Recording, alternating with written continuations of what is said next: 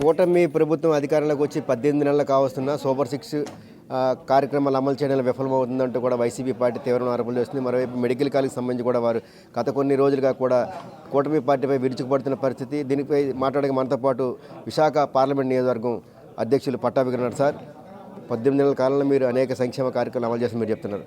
అసలు వాళ్ళు ఏమీ చేయలేదు.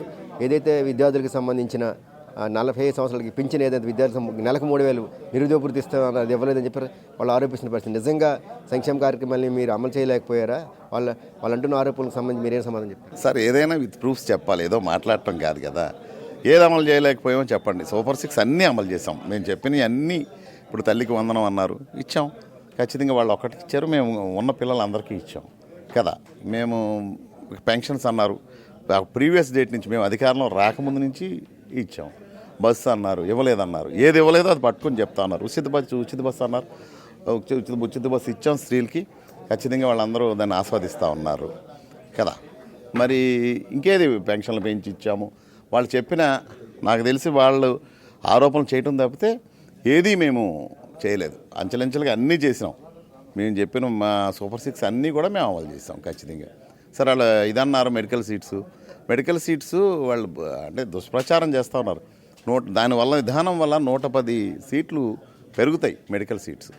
దాన్ని ఏదీ చెప్పలేక అని నిరాధారమైన ఆరోపణలు చేస్తూ ఉన్నారు వాళ్ళు. అంటే 18 నెలలు కావస్తున్నా మీరు వైపు ఏదో ఒకటి సిఏ సమ్మిట్ పెట్టారు, 13 లక్షల కోట్లు పెట్టుబడులు వచ్చాయని చెప్తున్నారు, ఒకటి చేస్తున్నారు. ఎందుకు వీళ్ళు ప్రత్యేకించి మీ కూటమి ప్రభుత్వాన్ని వచ్చిన ఏడాదిన్నరలోనే మీ మీద వీళ్ళు దాడి చేస్తున్నారు? కారణం ఏంటి? ఓర్చుకోలేకండి. అంటే ఏ విధంగా బ్యాడ్ చేయాలి? ఇప్పుడు చేసే ప్రభుత్వాన్ని వాళ్ళు చేయలేదు, చేసేవాడిని ఏ విధంగా బ్యాడ్ చేయాలి?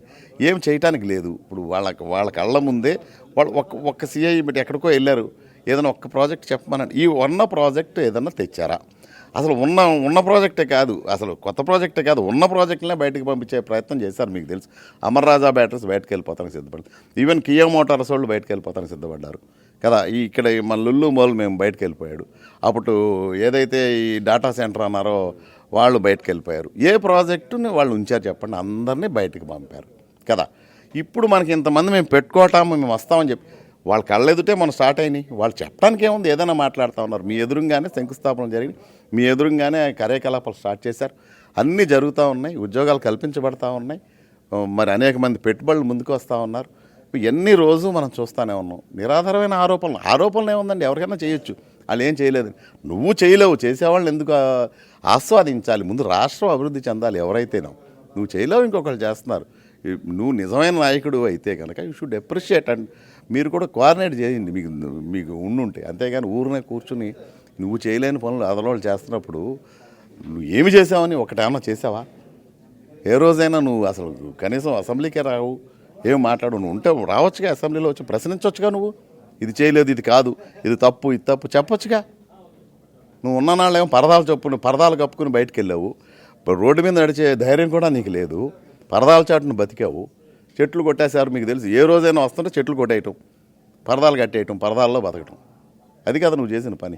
జగన్మోహన్ రెడ్డి అసెంబ్లీకి రావట్లేదు? ఆయన శాసనసభ్యుడిగా ఉండి కనీసం నియోజకవర్గ ప్రజలకి న్యాయం చేయాలి కదా, ఎందుకు రావట్లేదు? కేవలం ఆయన గతంలో ప్రభుత్వ హయాంలో చేసిన తప్పులు మీరు ప్రశ్నిస్తారని, లేకపోతే మీపై నాకు పూర్తి స్థాయిలో మాట్లాడే అవకాశం ఎవరు? ప్రతిపక్ష హోదా ఇవ్వట్లేదని అంటున్నారు ఆయన. ప్రతిపక్ష హోదా ఎలా ఇస్తారండి? ప్రతిపక్ష హోదా నేను వెళ్తే కట్టబెట్టేస్తారా ఏంటి? ప్రతిపక్ష హోదా దానికి ఒక నామ్స్ ఉన్నాయి కదా. ప్రతిపక్ష హోదాకి ఇన్ని సీట్లు రావాలి, అప్పుడు ప్రతిపక్ష హోదా ఇస్తారు. దానికి నామ్స్ నువ్వే చెప్పావు. అంతకుముందు నువ్వేం చెప్పావు? నోరా సిగ్గులే దానికి మాట్లాడటానికి? ఇంకో ముగ్గురు నలుగురు లాగేస్తే ఆ చంద్రబాబు నాయుడు గారికి ఆ ప్రతిపక్ష హోదా పోతుందని నువ్వే కదా మాట్లాడావు. మరి నీకు నెంబర్ గేమ్ తెలుసు కదా. మరి ఎలా మాట్లాడతావు నీకు ప్రతిపక్ష హోదా ఇవ్వమని? What right you have to tell like that? నువ్వు చెప్పలేక, నువ్వు ఎదుర్కోలేక, నీ వైఫల్యాలు బయటకు వస్తాయని భయంతో నువ్వు నీ బతుకే పరదాలు చాటు బతుకు. కాబట్టి నీ ఇంట్లో కూర్చున్నావు. ఎలా అసెంబ్లీలోకి వచ్చి మాట్లాడి, నీకు దమ్ము ఉంటే నువ్వు క్వశ్చన్ చేయి. మేము శంకుస్థాపన చేసిన ఏదైతే భోగపురం ఎయిర్పోర్ట్ కానీ, లేకపోతే అదాని డేటా సెంటర్ కానీ, గతంలో గూగుల్కి ఇవన్నీ కూడా వీళ్ళు ఇప్పుడు ప్రారంభించుకుంటున్నారు. వీళ్ళు చేసింది ఏముందని చెప్పి అంటున్నారు మాజీ మంత్రి మీరు అమర్నాథ్ కానీ, మిగతా వీళ్ళ వైసీపీ నాయకులు కానీ. ఆడే మాట్లాడతాడండి కోడిగుడ్ల మంత్రి. ఏదో మాట్లాడతాడు, ఏదో కోడి పిల్లలు పెట్టిందా, గుడ్డు పెట్టిందని ఐటీ శాఖ తమ్ముండి మాట్లాడే నోటికొచ్చినట్టు మాట్లాడు. ఎవరండి తెలిసింది? భోగాపురం ఎవరండి ఇచ్చింది? ఎవరండి భోగాపురం? ఆయన వీళ్ళకి ఇచ్చితే వాళ్ళు వచ్చి తీసేయమన్నాడు ఇతన్ని. సేకరణ ఎవరు చేశారండి? 3,500 ఎకరాలు ఎవరు సేకరణ చేశారండి? ఏ ప్రభుత్వంలో జరిగిందండి? మన దాంట్లో జరిగితే మళ్ళీ 500 ఎకరాలు దాంట్లో పక్కన పెట్టారా మీరు? పక్కన పెట్టి మీరు స్టార్ట్ చేసి మళ్ళీ వాళ్ళని కాదని చెప్పి సేమ్ వాళ్ళకే మళ్ళీ ఇప్పుడు ఇచ్చారు. అప్పుడు ఇచ్చి ఎవరు చేసింది ఇదంతానే?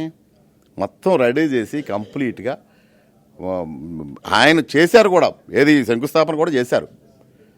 చేసిన దాన్ని ఇప్పుడు మేము చేసిన దాన్ని సిగ్గు లేకుండా నువ్వు మళ్ళీ మార్చుకు చేయటం తట్టు నువ్వు చేసింది ఏంటి చెప్పండి? ఒక్కటి నువ్వు నిజంగా నీకు దమ్ముంటే రైట్ గుండెల మీద చేసుకుని చెప్పు నువ్వు చేశానని. మొత్తం మేము చేసాం. మొత్తం చంద్రబాబు నాయుడు గారి ఆధ్వర్యంలో ఆ రోజు 3,500 ఎకరాలు సేకరించాం. రెడీ చేశారు. రెడీ చేసి ఆ రోజు నువ్వు కేసులు పెట్టించి అవి పెట్టించి ఏదో రకంగా దీన్ని అడ్డుకోవాలని ప్రయత్నించి ఇవాళేమో మేం చేసామని చెప్పుకోవడానికి సిగ్గున్నదండి అసలు మాట్లాడటానికి. గూగుల్ కోసం వైపు మద్రాసు ప్రభుత్వమే అసలు మనకు స్టేట్కు వ్యక్తి అయి ఉండి సుందర పిచ్చి అయితే తేలేకపోయామని వాళ్ళు పోటీపడి గొడవలు పడుతున్న పరిస్థితిలో గూగుల్ డేటా సెంటర్ వాళ్ళు 100 ఉద్యోగాలు తప్ప ఏమొస్తాయి ఇక్కడ 1,000 ఎకరాలు ఇచ్చారు.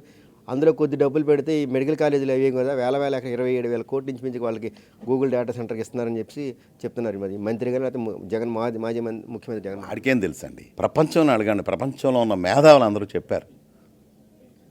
ప్రపంచంలో ఉన్న మేధావులందరూ గూగుల్ డేటా సెంటర్ అనేది కొన్ని దేశాలు పోటీ పడినాయండి.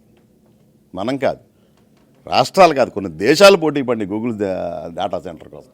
అలాంటి గూగుల్ డేటా సెంటర్ని తెచ్చాం మనం ఇక్కడ. అది వరం. గూగుల్ డేటా సెంటర్ వస్తే ఎన్ని కంపెనీలు వస్తాయి ఏంటి అనేది వాళ్ళకేం తెలుసు. రేపొద్దున భవిష్యత్తులో మీరు చూడబోతున్నారు. గూగుల్ డేటా సెంటర్ వచ్చిన తర్వాత దానికి అనుసంధానంగా ఎన్ని కంపెనీలు వస్తున్నాయి, లేకపోతే ఎన్ని కంపెనీల ద్వారా ఎన్ని ఉద్యోగాలు ఏర్పరచబడుతున్నాయి, ఎంత డెవలప్మెంట్ జరగబోతుందని మనం కళ్ళారా చూడబోతుంది. వారలేం తనకి మాట్లాడటానికి. వాడిని ఆ రోజు వాడిని మాట్లాడితే ఏమంటాడు? కోడా గుడ్డా ఏదో మాట్లాడాడు. వాడే మాట్లాడతాడు ఐటీ గురించి లేకపోతే ఇంకోటి గురించి. ఏం తెలుసని మాట్లాడతారు వీళ్ళు. సార్ గత ప్రభుత్వ హయాంలో చాలా వరకు బెదిరించి భూములు లాక్కున్నారు. వాళ్ళకి ఇవ్వని వాళ్ళు 22A పెట్టారని అన్నారు. ఆ సమస్య అలానే ఉంది. మరోవైపు పంచగ్రామాల సమస్య అలా ఉంది. 22A దస్వల భూములకు సంబంధించిన సమస్య ఉంది. మీరు నగర పార్లమెంట్ అధ్యక్షుడిగా అయ్యారు కదా, ఈ సమస్యను ఏదైనా పరిష్కరించే అవకాశం ఉందా? తొందరలో అవన్నీ పరిష్కరించబడుతున్నాయండి. సీఎం గారి దృష్టికి తీసుకెళ్ళడం కూడా చేసి సీఎం గారికి కూడా తెలుసు. రీసెంట్గా సీఎం గారు ఒక ఇన్స్ట్రక్షన్స్ కూడా ఇచ్చారు. ఏదన్నా 22A భూములు కానీ లేకపోతే ఇలాంటి ఇష్యూస్ అన్నీ కూడా to be sorted out very shortly అని చెప్పేసి చాలా తొందరగా ఇవన్నీ సార్ట్ అవుట్ చేసి ఇవన్నీ చేయమని చెప్పేసి ఆయన ఇన్స్ట్రక్షన్స్ ఇచ్చారు. మొన్నే రీసెంట్గా కలెక్టర్స్ కాన్ఫరెన్స్లో కూడా ఆయన ఈ విషయం చెప్పారు. తొందరలో ఆ విధంగా చర్యలు తీసుకోబడతాయి. మేము కూడా ఆ విధంగా ఏదైతే ఉన్నాయో అన్నీ పరిష్కరించడానికి పార్టీ తరఫున కానీ మేమందరం కూడా ఆ విధంగా కృషి చేస్తాం. ఇవన్నీ తొందరలో పరిష్కరించబడతాయి. ఏడాదిన్నరలో ఒక్కరు కూడా ఎల్లు ఇవ్వలేదు, వీళ్ళు ఇంత చేసామని చెప్తున్నారని చెప్పి వైసీపీ నాయకులు ఆరోపిస్తున్న పరిస్థితి. ఇస్తున్నామండి, అది ఖచ్చితంగా ఇప్పుడు తొందరలో ఇవ్వబోతున్నాం. ఇప్పుడు ఆన్లైన్లో ఇవన్నీ దరఖాస్తులు కూడా తీసుకుంటున్నాం. తొందరలో ఆ కార్యక్రమం కూడా చేపట్టబడుతుందండి. ఏదైతే కూటమి ప్రభుత్వం అధికారంలోకి వచ్చి ఏడాదిన్నర అనేక సంక్షేమ కార్యక్రమాలు అమలు చేస్తాం. ఈ వైసీపీ అదే మాజీ ముఖ్యమంత్రి జగన్మోహన్ రెడ్డికి, మాజీ ఏదైతే పరిశ్రమల శాఖ మంత్రి గుడివాడ అమర్నాథ్కి ఏదో అనాలని వీళ్ళకి ప్రభుత్వం విమర్శించడానికి ఏది ఇష్యూ లేక లేనిపోయిన అబద్ధాలని చెప్తూ కూడా కూటమి ప్రభుత్వంపై అబండాలు వేయాలని చూస్తున్నారు. ఖచ్చితంగా కూడా విశాఖ కూటమి ప్రభుత్వం వచ్చిన తర్వాత విశాఖలో సమ్మిట్లో 13.5 లక్షల కోట్ల పెట్టుబడులు వచ్చి అనేకంగా అంటే సమ్మిట్లో కాకుండా ఈ మధ్యకాలంలో కూడా అనేక రకాల వేల కోట్ల రూపాయల పెట్టుబడులు వస్తున్నాయి. ఖచ్చితంగా కూడా రానున్న రోజుల్లో ఆంధ్రప్రదేశ్ని దేశంలోని నెంబర్ 1 స్టేట్గా నిలబడతాం. వైసీపీ ప్రభుత్వం కేవలం వాళ్ళు చెప్పింది అంటే ప్రభుత్వంపై ఏమైనా చెప్పలేక ఇవన్నీ కూడా లేనిపోయిన ఆరోపణలు చేస్తున్నారంటూ కూడా పట్టాభి ఆగ్రహం వ్యక్తం చేస్తున్నారు. Video journalist Raghavatharamu, Abhinav Bharat, Visakhapatnam.